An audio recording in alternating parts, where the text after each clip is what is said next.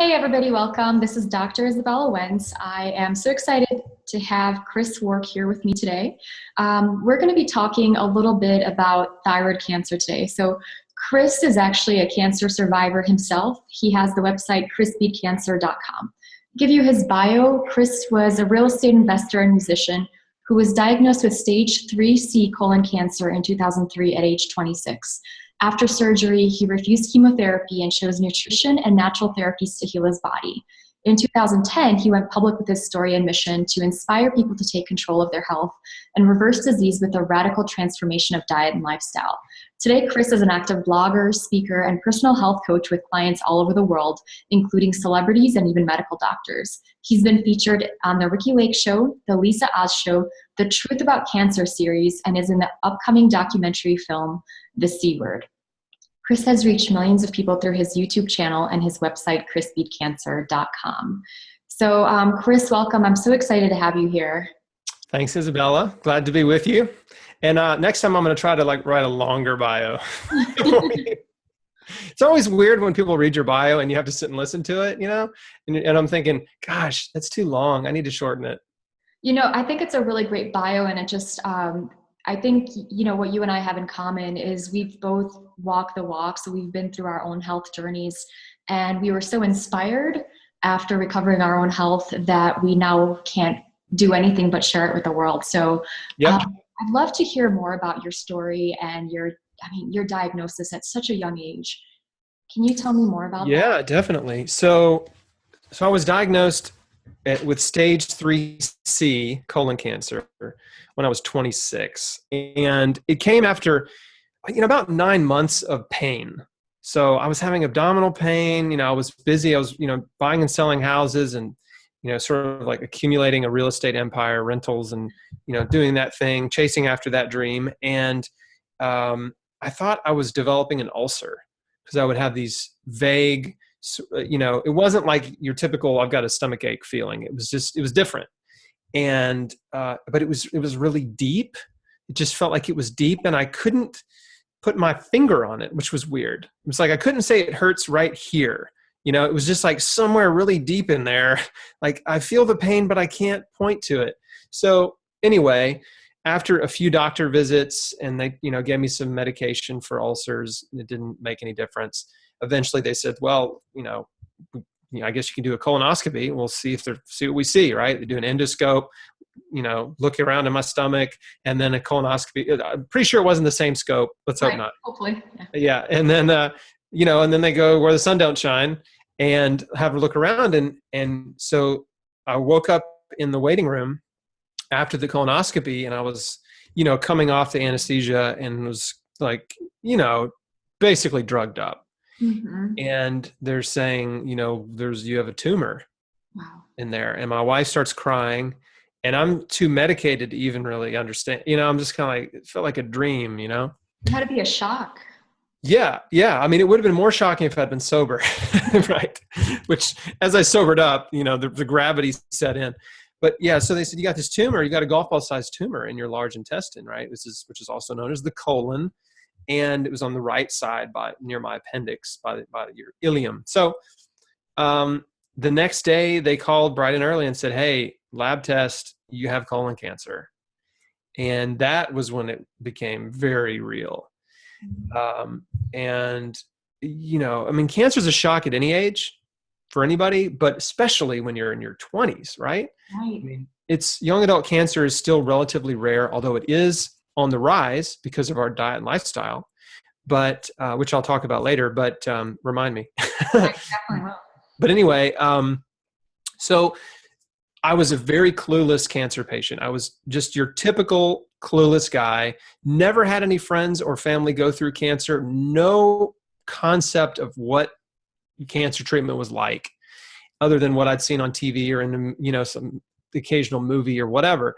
So they said to me, they're like, look, we've got to get you in surgery right away and get this thing out of you before it spreads and kills you. And this was 2 days before Christmas. Goodness. And they were trying to get me in surgery the next day. Which is what they do. If you get a cancer diagnosis, they're going to try to get you into surgery or started on treatment before you have time to think. Your head is spinning. Like your world's upside down. And then all of a sudden they're trying to get you on the conveyor belt. And at the time I was like, okay, but I did say, can we do it after Christmas? Because I just didn't want to be in the hospital. Oh yeah. Over Christmas, so we postponed it a week. I went in on the 30th of December. They took out a third of my colon. It was supposed to be laparoscopic, which is, do you know what that is? Laparoscopic surgery. They cut really tiny incisions and put a camera in, and then they put the tools in the other little incision, and they do it all and pull it out. But when they put the camera in, and started looking around, the surgeon was like, uh-oh, like this doesn't look good at all. So he cut me open, like full split me open. Wow. And removed a third of my large intestine, took the tumor out. It had spread to lymph nodes. He took the obviously cancerous lymph nodes. He took some more to try to get clear margins, to be on the safe side. And, when I woke up, they're like, look, it's worse than we thought. We thought you were stage 2, you're stage 3C, and you're going to need 9 to 12 months of chemotherapy, once you recover from surgery.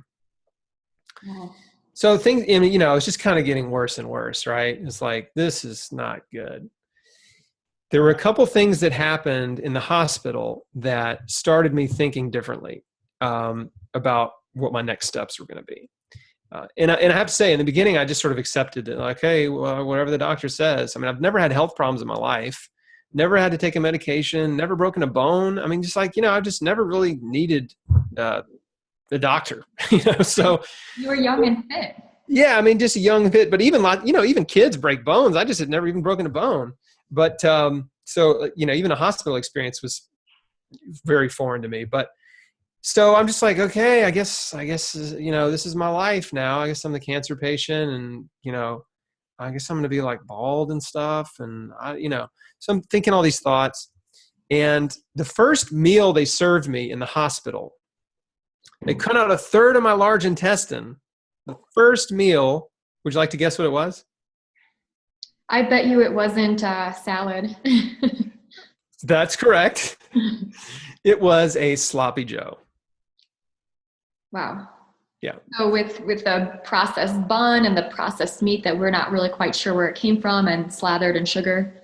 Yeah. It was the mystery meat, hamburger bun, and, sugary barbecue sauce.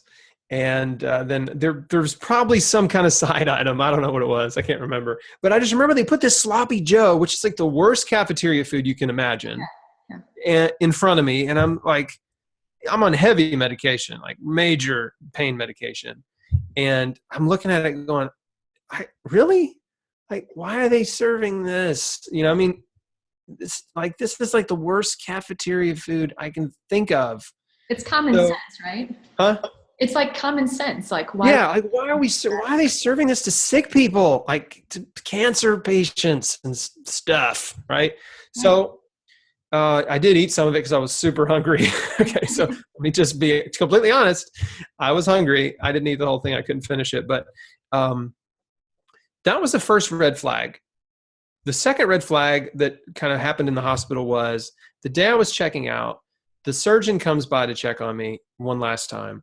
And we were just, kind of chatting or whatever. And I said, look, is there any food I need to like avoid or whatever?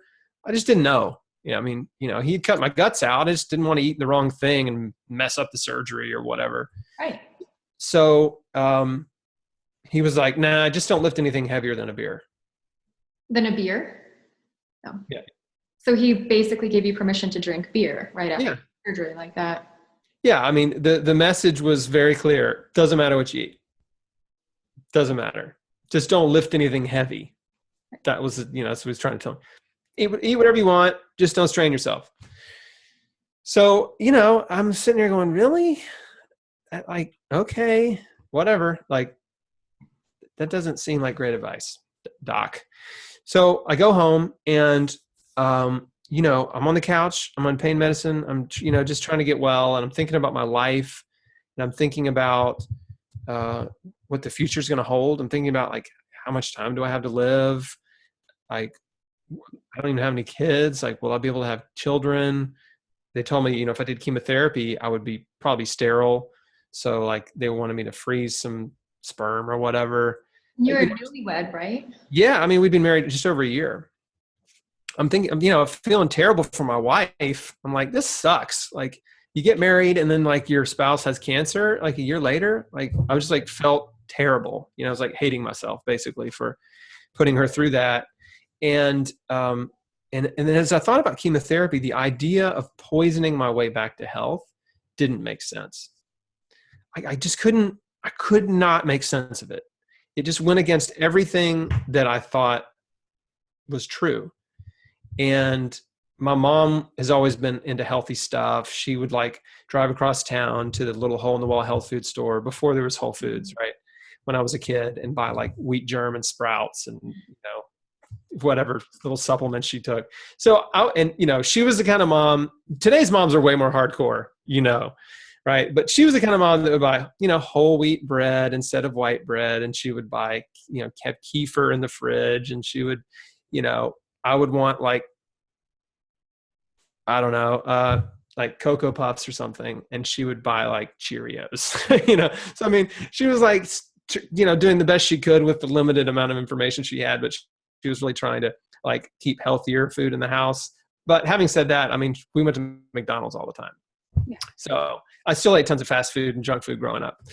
But anyway, so the point of me saying that is I did have a background in nutrition and health. I mean, not that I had studied it, but just I was exposed to it. My mom was into healthy stuff, and I actually worked at Wild Oats in college before I got bought out by Whole Foods. So I had that kind of stuff like, kind of bouncing around in my head. And as I was thinking about chemotherapy, but I was really confused because I didn't know what else to do. And so my wife and I just prayed about it. We were just like, God, help. Like, if there's another way, just show me. I don't know what to do. Like, this doesn't feel right.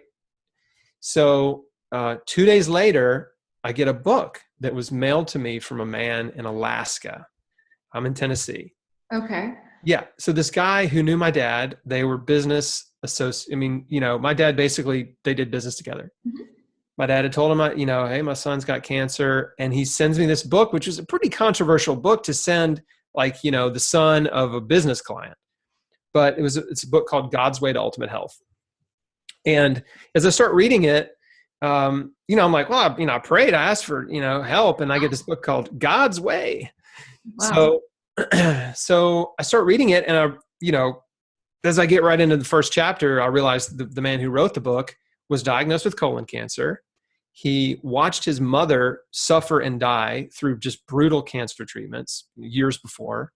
He was a pastor and had watched numerous members of his congregation suffer and die through cancer treatments. And then he gets cancer and he's like, man, I'm not doing that.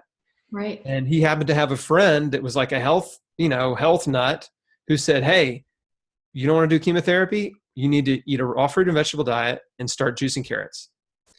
So he decides to do that instead of, doesn't have surgery, doesn't have chemo, doesn't have radiation. And a year later, his tumor was gone. So that happened, I think, in like 1975. Right. And the guy's still alive. Oh, that's amazing. Yeah. I mean, his name is George Malcolmus. He's still alive now. I mean, he's alive right now. So that changed his whole life. And he went on to write some books and, become what he calls a health minister or whatever, but just helping people restore their health through nutrition. And I'm reading his book and I'm like, this is exactly what I like, it was just like it was like the key to unlock what I was, what I was trying to get to. And so I knew it was an answer to prayer. I mean, it was so clear to me. And I was really excited. So I called my wife and I'm like, I got this book and like, I'm going to do this raw food diet and juicing. We got to get a juicer. I'm just amped up. Right. And she's like, okay, you're still going to do chemo, right? And I'm like, no, I'm not going to do chemo. Like, stuff's poison. And then, we get off the phone and the phone just starts ringing. Like, people are calling me, like my wife's family. If you tell one person something, they all know it. Just immediately. They don't have to it's just like, yeah. So all of a sudden, every member of her family knows, and they're all calling me saying, Chris, you've got to do what the doctor says. Like, alternative therapies don't work. And don't you think if they knew something better, they'd be using it? Right. And I was like, I don't know how to answer these questions. I was like, I don't know, but, I really feel like this is what I need to do. Like, I really feel like this is what I'm supposed to be doing. but there was so much pressure to do what the doctor says, right? To just go the conventional route, that I agreed to go meet with an oncologist. Because they were like, just go, we just hear what he has to say. I mean, maybe they have some alternative therapies, well, you just go and hear the doctor. So I'm like, okay. And that's what every cancer patient goes through. They all have the same pressure. I mean, everybody around them, their friends, maybe not so much their friends, but definitely their family, right? And doctors are saying, like, you have to do chemo, you have to do radiation, you have to do surgery or whatever. And even if their instincts are telling them, and I've talked to hundreds, so I know most of their instincts are telling them, don't do it. They don't want to do these things, but everybody else is saying you have to. So they're like, okay, right? In order to appease everyone. So we go to the cancer clinic. Well, back up. So I start the raw food diet immediately. I mean, like that day, I'm like, I need to buy some produce. Yeah. Like I need some broccoli. Where can I get some broccoli? So I go to Whole Foods, load up the cart, all this, broccoli, cauliflower, kale, cabbage, carrots, big bag of juicing carrots. I mean, just like everything I could find. I was kind of going based on this book, just eating raw food. And so I went 100% raw overnight. Then we make an appointment a week later to go see the oncologist because, again, so much pressure. I was like, okay, go to the cancer clinic. The parking lot's packed. Like, can't even find a parking place. Get in the waiting room. It's full. And, it was kind of like the first day at a new school.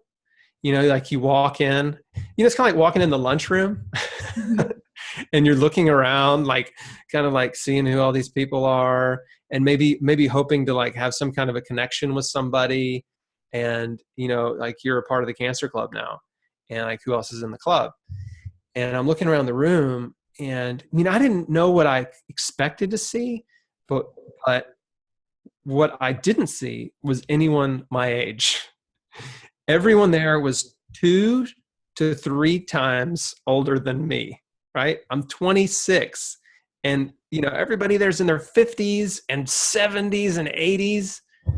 So, I'm just like, man, God, I don't belong here. Like, I don't fit in here at all. I had a handlebar mustache, long hair. Like I was a rocker. I mean, I was, playing music, touring a little bit, like just like being a rock and roller. And, so I was like this rock dude in the cancer clinic. So we sit down on the couch. We're waiting to go back. The TV's on, and it's one of the morning shows. And out comes Jack LaLanne. Jack LaLanne? Yeah. What? Yeah. Right. So Jack LaLanne is like a legend, right? I mean, he comes out, he's like 90 years old, and he's just going off about nutrition and juicing. And the reason we're all so sick is because we're eating all this man-made processed junk food. And if man made it, don't eat it. And everything he was saying was like right in line with this book I just read. And it was just, like perfect serendipity. And I just couldn't believe it was on in the cancer clinic the moment I was sitting there. What are the odds, right? Yeah, no, they're impossible odds. So I looked at my wife and I'm like, can you believe this is on right now? And she was like, yeah, it's pretty weird. So we go back eventually to see the doctor, and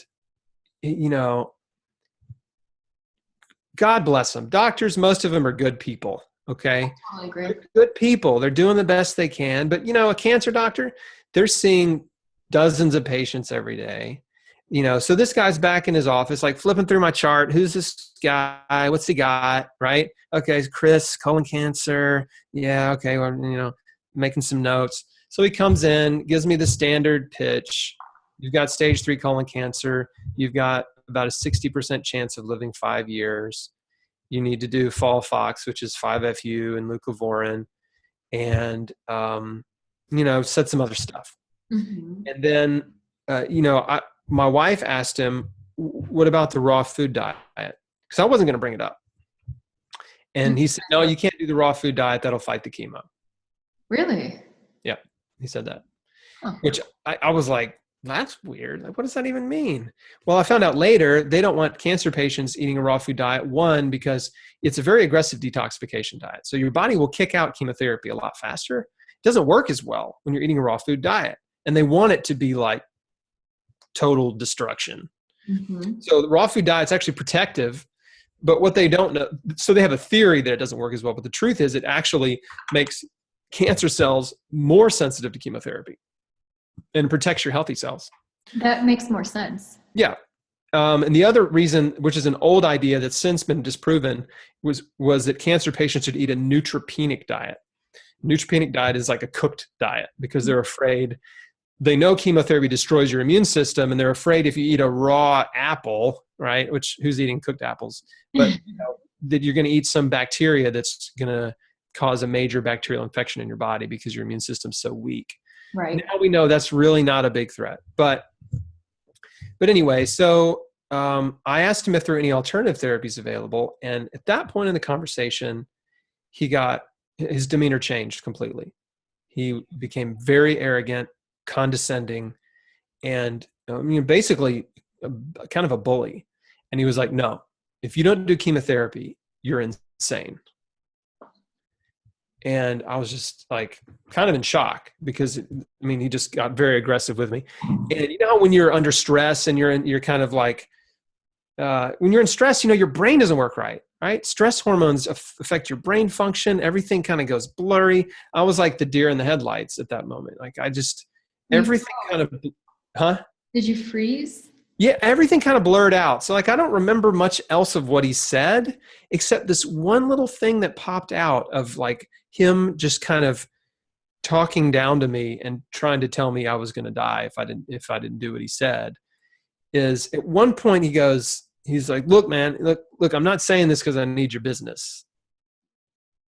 And I remember at that moment, I kind of like woke up out of my little daze, like out of my fear daze, and was like, this guy just did the push away. He just did the push away. It's a sales technique. I've been in sales. Like, I know this guy's totally trying to sell me something right now. Right? The push away is like, no, I don't need your business. And that kind of makes you want, know. Right. Play hard to get.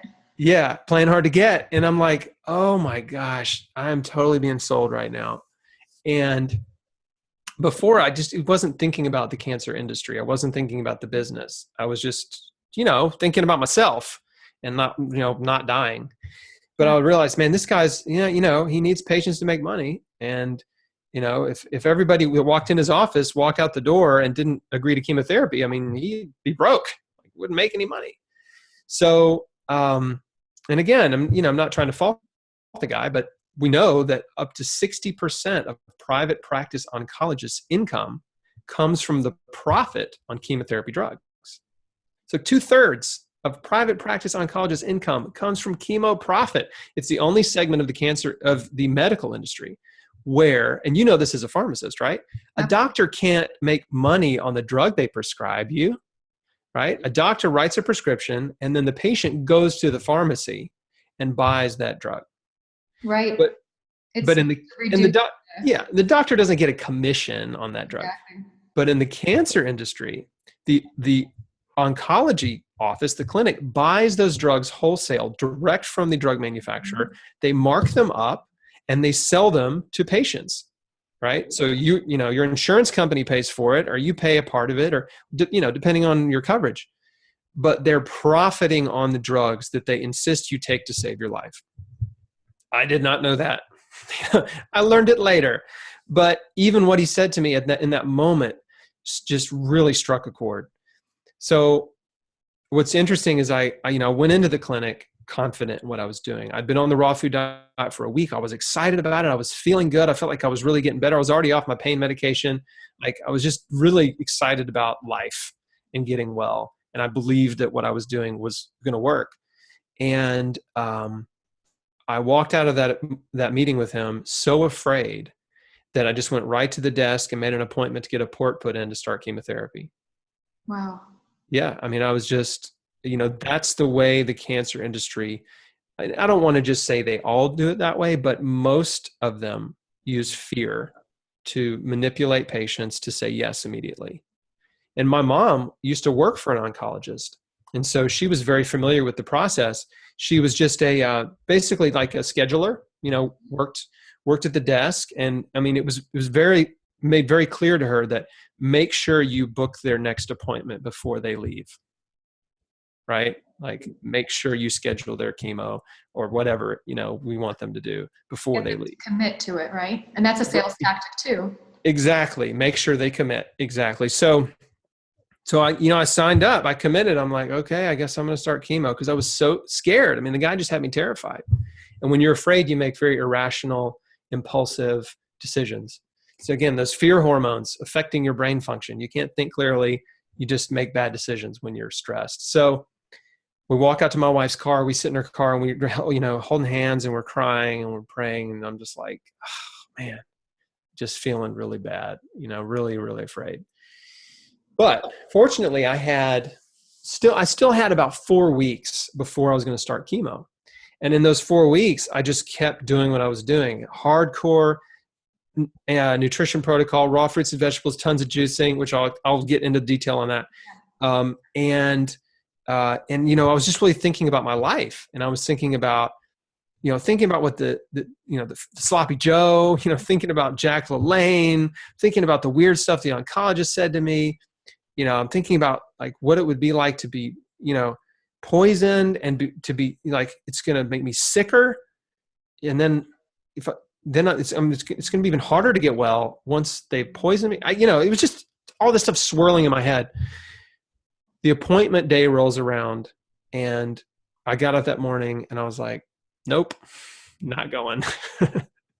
So I was a no-show. So then they're calling my house, leaving messages on the answering machine. They send me a certified letter. I mean, they were after me. And they're really trying to get me to show up, to like reschedule. You got to come. Please see your doctor. We're concerned about your health. Again, it was just more fear. And but I successfully avoided them and all the pressure around me. And, just kind of, I don't know how I did it, but I just convinced people to leave me alone. Mm-hmm. Right? Just leave me alone. And I got to say, at the time, it was very tense because my wife wanted me to do chemotherapy. I mean, my family wanted me to do it. They all loved me. They thought it was the best thing. But they were all clueless too. I mean, they really didn't know. They just thought, that's what you have to do. If you have cancer, you have to do chemo. That's what the doctors recommend, right? Of course. That's what the doctors do. That's what the doctors give patients. And so that's what you do. That's what you have to do. You'd be crazy not to do it. And of course they love me. That's why they want me to do it. They're not against me. They're for me, but it puts so much pressure on me. And that was the hardest part because, in that moment of time in my life, it was like there were two paths. There was the one path on the left, which was the wide paved road, brightly lit. Everyone's going down that road. And that road leads to a train station, the chemo train. Everybody's getting on it. And, all their needs are met. It's comfortable. They just show up, sit in a comfy chair, get the chemo, right? And then they just can go home. And then on the right hand was a path, basically no path. Unknown, into the jungle at night. And I had to go alone. And everyone around me was saying, don't go that way. It's a mistake. And that was tough. It was very tough being alone. In some ways, I think it might have been a little easier for me because I'm an only child and I've always been kind of alone, So, but it was still really tough. And I was afraid of being a fool. I didn't want to die. I mean, it sounds prideful, but I didn't want to die and everyone think this guy's just a fool. Like, look, don't do what Chris did. He made a mistake and now he's dead because he chose some stupid alternative therapy or whatever. And so that's the mental emotional pressure that I was under at that time, right? But at the same time, even though those thoughts and those fears and doubts were swirling in my mind, I also was very confident in what I was doing. Like I knew it was the right way. I knew the jungle path was the way I was supposed to go. And I was just really trusting God because I felt like, look, hey, God, okay, I prayed, you sent me this book. It came right to me. And, then the Jack LaLanne was on TV. I'm piecing these things together and it really feels like confirmation that that was the right way to go. So I'm like, all right, I'm going to go this way, but you better get me through that jungle, right? It's just you and me here. I got no other support. My mom did support me, but that was about it. at the time. Got nobody else. And so I'm trusting you here completely, just like full trust. So, so here's what I did. So the raw diet was, what I figured out in the beginning was I got some raw cookbooks. I'm like, oh, I'm going to make some raw food, and so I get some raw cookbooks, and it was like, I need a dehydrator and like it's all this crap. I mean, all these steps, and it takes forever. And I'm like, nah, this ain't going to work. Right. Can't do that.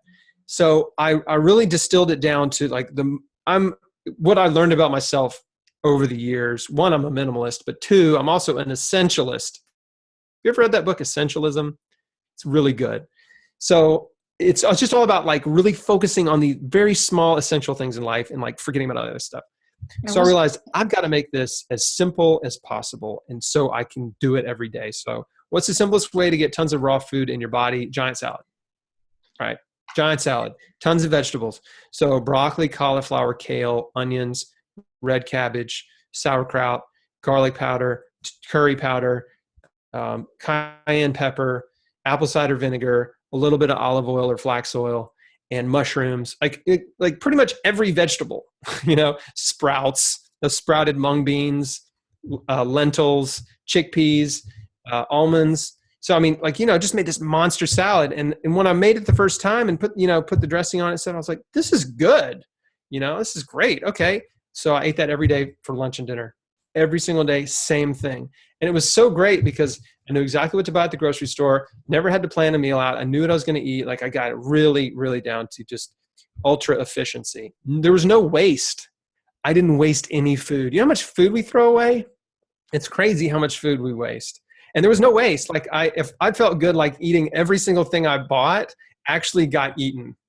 So, so I ate a giant salad every day for lunch and dinner. I was buying 25-pound bags of carrots, which are these, huge juice. I mean, they're just big bags, and juicing 5 pounds of carrots every day.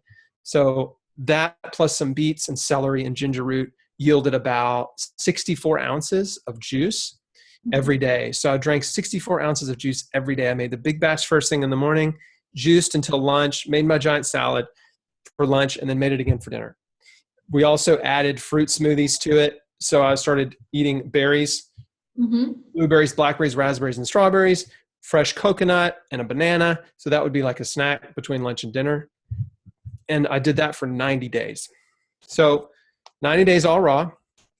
And in the meantime, I found a nutritionist who was had a degree in natural medicine and was a master herbalist, just one of these holistic guys. And he was the first person who said I was making the right decision, which was huge for me because at the time, again, my mom supported me, but I'm an only child. She's going to support whatever I do. Like anything I do, she's going to be like, yay. So that I didn't really feel like that counted, although I was very grateful for her support. But so this other guy, this practitioner supported me. And so he had me on a lot of different supplementation, immune boosting supplements, stuff for parasites, anti-cancer supplements, enzymes, probiotics, all kinds of stuff. And some herbal formulas. And so after 90 days, we modified my diet a little bit because I was really thin. I was 130 pounds and I'm 6'2". So I'm thin anyway, but I'm like 163 is about my just kind of normal weight. So I look like Jack from A Nightmare Before Christmas. I was like super ultra scary skinny, and my skin was completely orange. From all the carrots? From all the carrots. Yeah, just like a baby, right? You give a baby too much sweet potato or carrots, like all that extra beta carotenes gets stored in the skin. Well, I was like overdosing on carrot juice, and so my skin was orange. So everybody thought I was jaundiced. So, I mean, I looked pretty bad. I was yellow, orange, and like walking skeleton.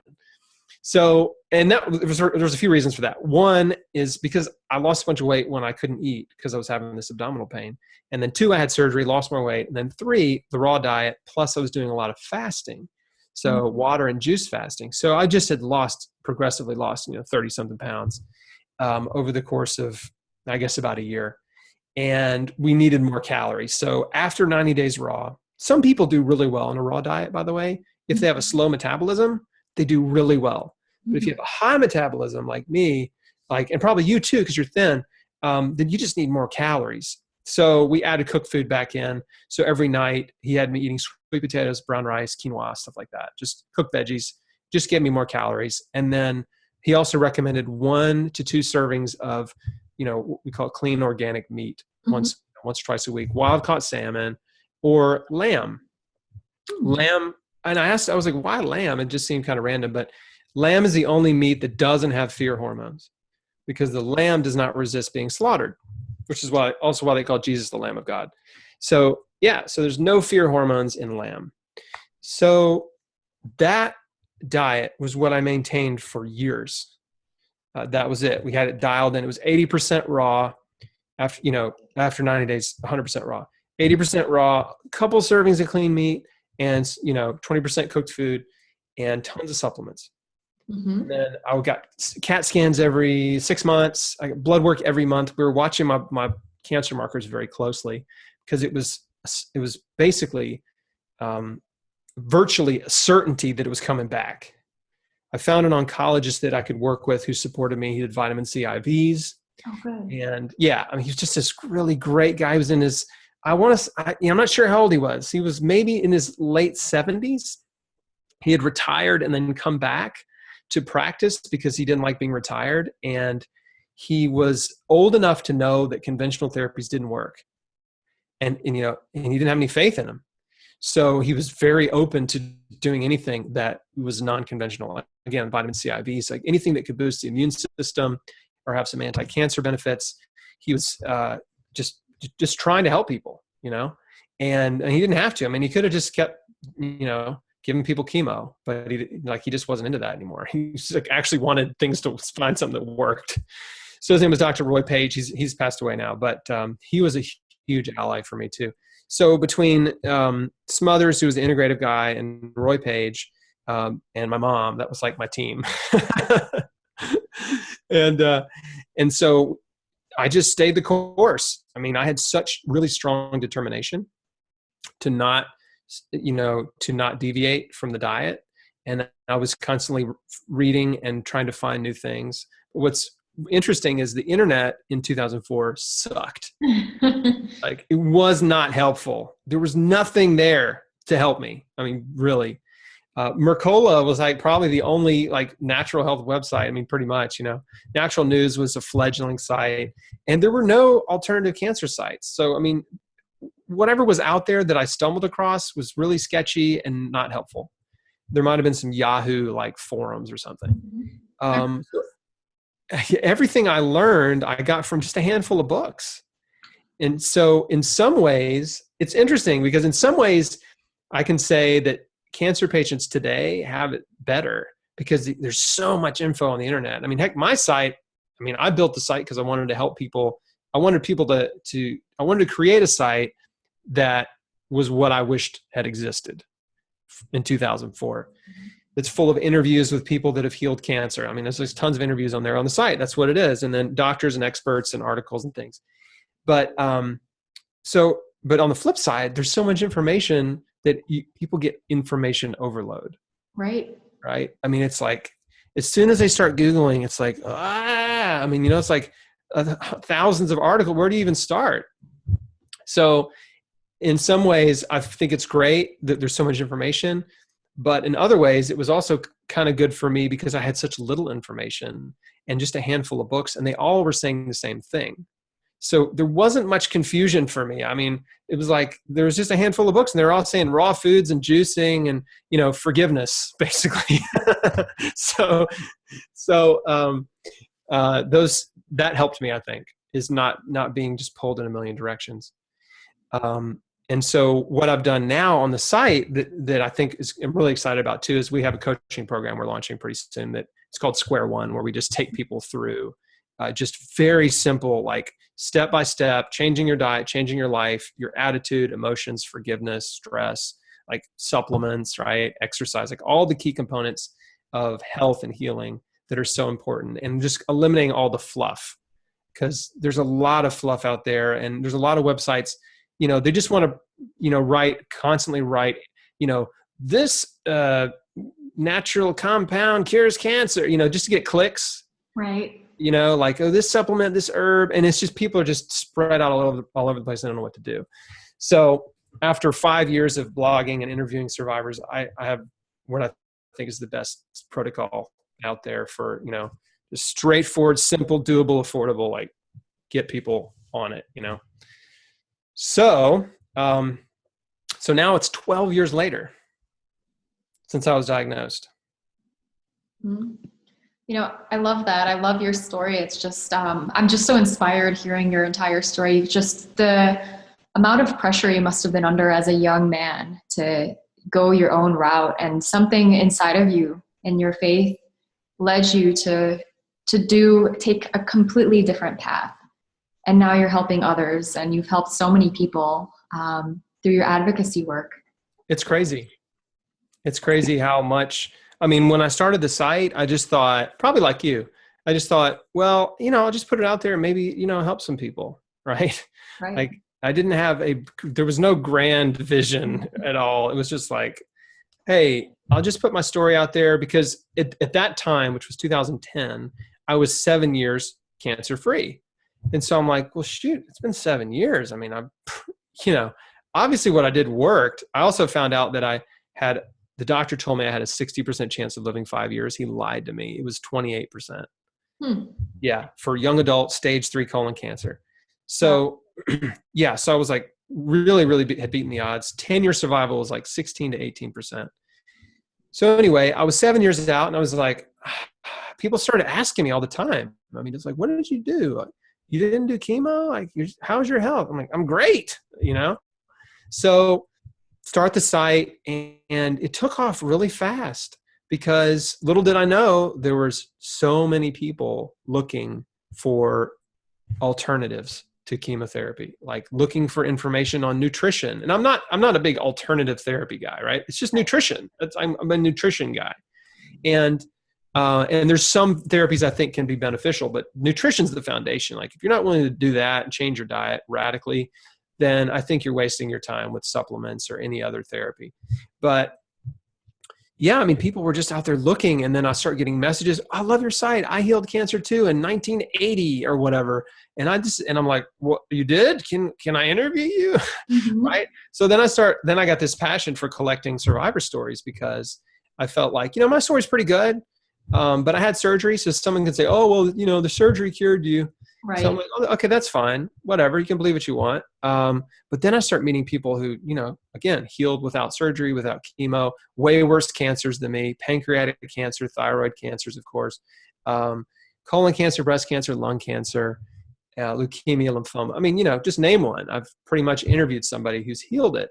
And of course, you're a thyroid specialist, so we can talk a little bit more about thyroid cancer in particular, if you want. But yeah, the site really grew. I mean, it just grew and grew. And then now it's been 5 years doing it, I guess almost 6, coming up this summer. And it's just changed my whole life. Like I've quit the real estate business.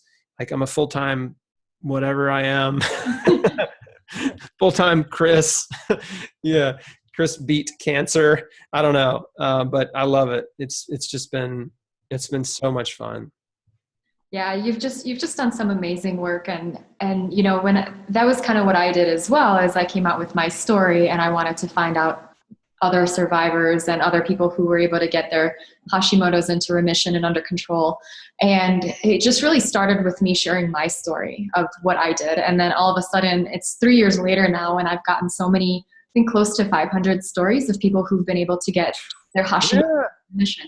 And now I'm getting questions from people around the world about thyroid cancer. So we know that the rates of thyroid cancer, unfortunately, are increasing. What do you think is the reason for that? Yeah. So yeah, there's a couple things. So I'm to go back to what I said kind of earlier in when I was telling my story.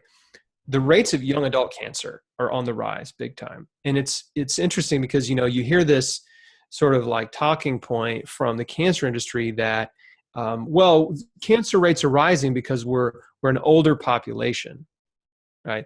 Because we're living longer than ever before. Therefore, more people get cancer.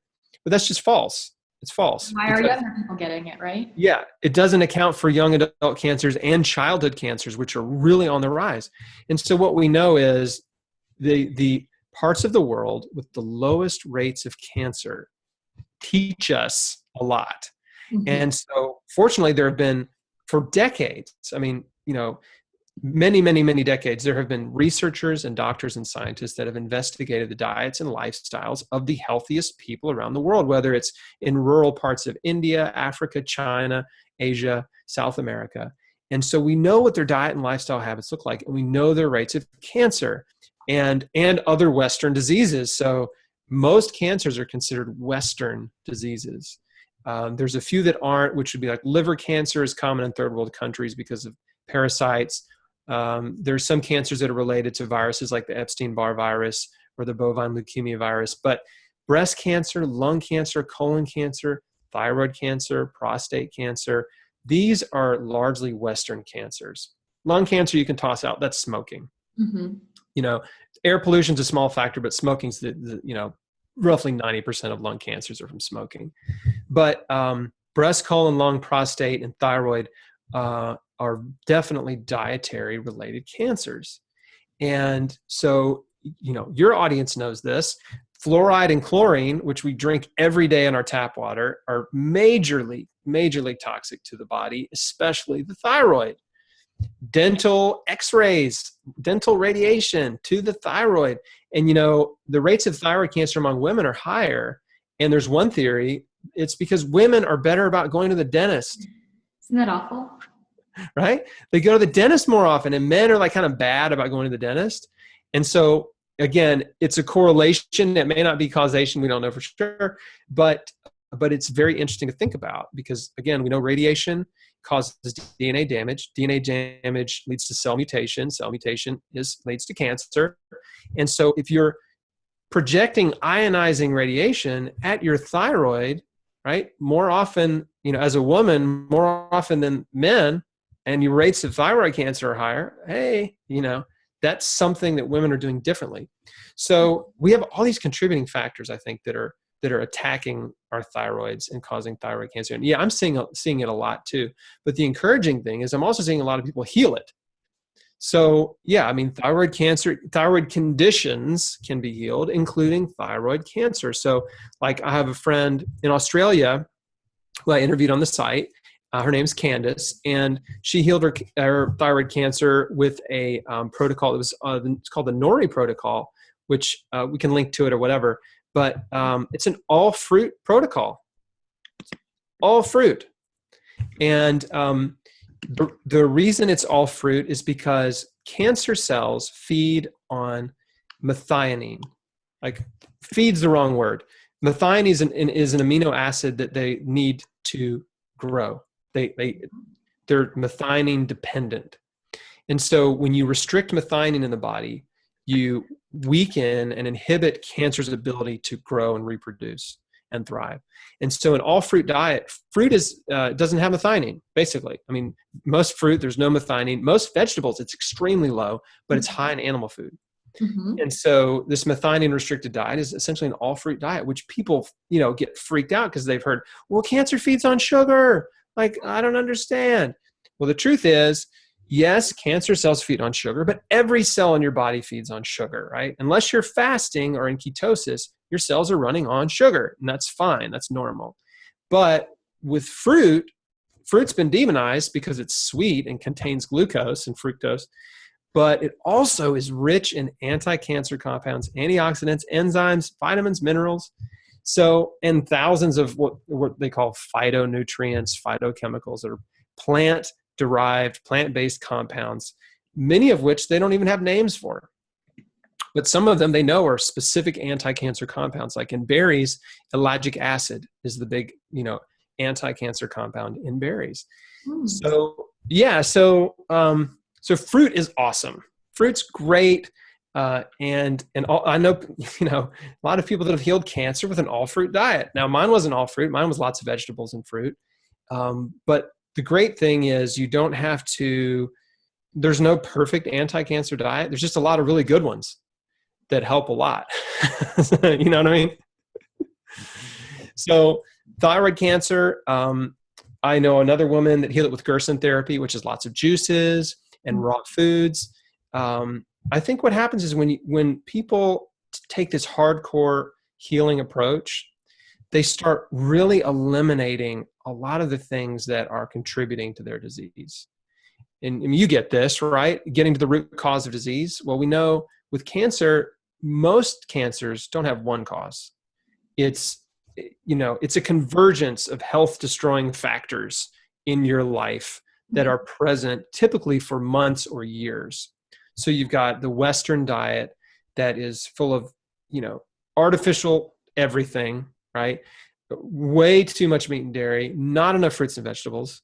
You've got too much stress, because stress suppresses your immune system, and stress hormones wreak havoc in your whole body. And your thyroid is part of your endocrine system, your hormone system. So you've got that problem going. If you have too much stress, then you end up in a pro-cancerous state. And every cancer patient I've ever talked to had major chronic stress in their life, major stuff. And this is from, really stressful job situation, very unhappy family or stress at home, whether it's abusive relationships or an unhappy marriage or really difficult problems with the kids or strained relationships with in-laws or parents or whatever, people that have gone through a divorce or have lost their job or even lost a pet, So there are these major chronic stresses that persist in life that if we don't deal with them, they can really crush us. I mean, they can cripple your immune system and your body becomes a place where cancer can thrive. And so there's so many people that are teetering on the brink of disease, right? They're just walking right on the edge of the cliff, and then something catastrophic happens, like the death of a loved one or the loss of a job or whatever, and that just knocks them over the edge. So diet, lack of exercise, stress, plus environmental pollution, like all these factors are contributing to Western diseases, thyroid disease, cancer, heart disease. And so, it's really critical for someone who either wants to prevent, Western disease, or they're trying to heal it, to systematically identify and eliminate as many health destroying factors that they can, find that are persistent in their life. So that's what, I try to help people do is just, through sharing information like, hey, maybe, fluoride is super toxic. You don't need it in your water and you don't need to brush your teeth with it. Like you get it from food and you don't even need to worry about eating specific food. You're going to get it. Right. Absolutely. I mean, I haven't brushed my teeth with the exception of like maybe once or twice with fluoridated toothpaste in 12 years. I mean, 12 years. Can you see my teeth? They're beautiful. They're great. No cavities. Like my teeth are great. They're perfect. I haven't drank fluoridated water in 12 years with the exception of like the occasional, like, whatever, like every once in a while. You're at a hotel or something, right? Yeah, a hotel or a restaurant or something. But completely removed fluoride from my life and my teeth have never been healthier. So it's a complete misnomer that you need. It's just wrong. You just don't need to add fluoride to your body or your diet. And chlorine, most people don't even realize that what they put in water is bleach. It's chlorine bleach. It's chlorine sodium hypochlorite. Like you're drinking bleach when you drink tap water. I mean, yes, it will kill bacteria, which is good, but you're still drinking bleach, So it'll kill probiotic bacteria as well. So that's something else to think about. The microbiome has such an impact on our health. Yeah, right. I mean, the bacteria they kill between the water pumping station and your house is a good thing, but what it's doing in your body is terrible. And so, and then we've got pesticides in our produce, right? So switching to organic produce is critical to get away from pesticides and fertilizers and toxic fungicides and herbicides, all this junk.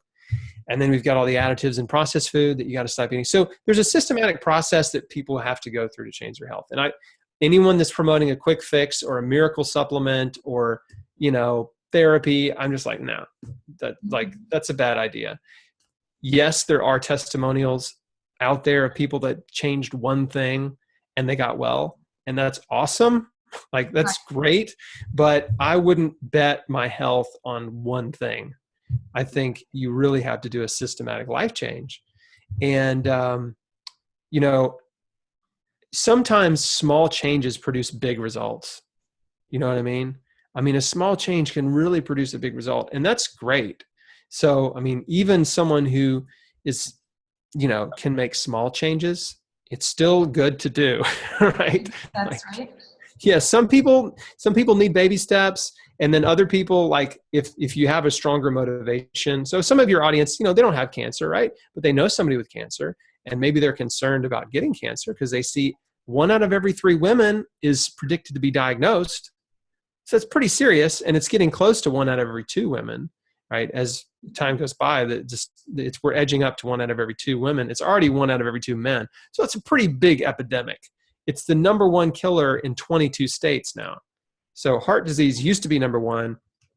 Cancer is now progressively taking over the number one killer of Americans. And it doesn't need to be that way. It doesn't have to be that way. I mean, many of our ancestors, if they made it through childhood and didn't die of infectious disease, lived to ripe old age, right? And died in their sleep. That's what I want. That is my goal. Ripe old age, free of disease, die in my sleep, maybe in my 90s, past 100 would be cool. But, I think we can get there. But you got to imitate people that have already done it, right? That's like so critical. If I want to be successful in business, I want to learn from somebody who's already done what I want to do successfully. And I think health's the same way. Like if you want to maintain health and stay healthy and avoid chronic Western disease, then you have to shape your life and imitate the cultures around the world that have the lowest rates of these diseases. So, I mean, it's just not complicated stuff. It's really simple. I think truth is simple. Lies are complicated. So I'm always looking for the simplest, truth, the simplest strategy. Like everybody wants to complicate everything. And usually it's to sell you something. It's really, really well said, Chris. And I think a lot of people listening now are mostly going to be people with Hashimoto's. And we do know that if you have Hashimoto's, that puts us at greater risk of having thyroid cancer down the line, especially if there's an elevation in something called thyroglobulin antibodies.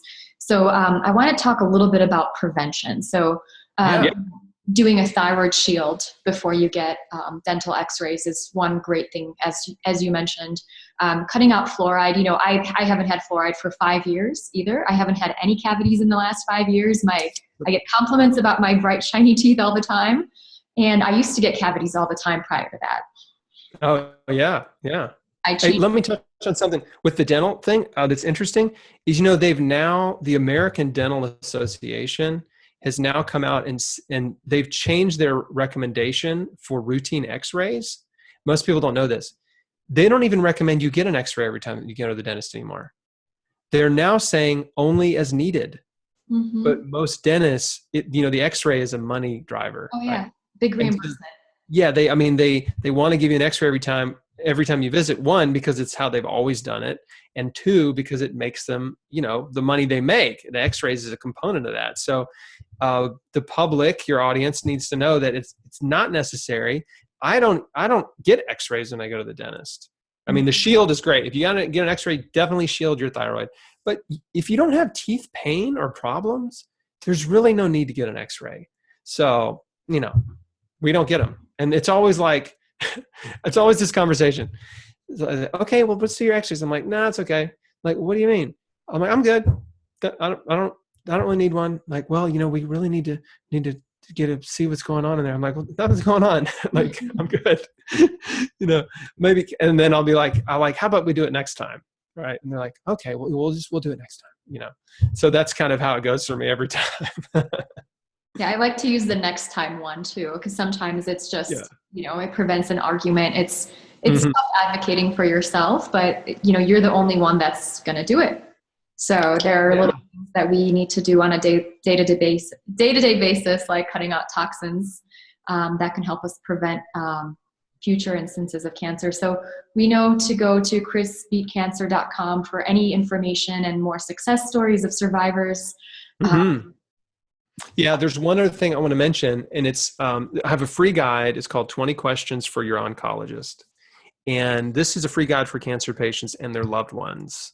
So it's it's a 1-hour audio program. It takes you through all the essential questions that you need to ask your doctor before you say yes to any treatment. And the biggest problem cancer patients have, which is the problem I had, is you don't know anything. Like, you're just clueless. And doctors are in a hurry. And believe me, they are not going to tell you everything you need to know. They're going to tell you the bare minimum, which is basically, here's the therapy we recommend. You're going to feel bad, but we have some drugs to help with that. And, here's what we think your survival rate is. And that's about all patients are told. And there's so many important questions you need to ask to really make an informed decision. So anyway, I created this free guide. It's a 1-hour audio with a transcript and a question list. It's probably one of the best things I've ever done. And I've gotten so much good feedback about it. But so anyway, I don't know, you can link to it in the show notes or whatever.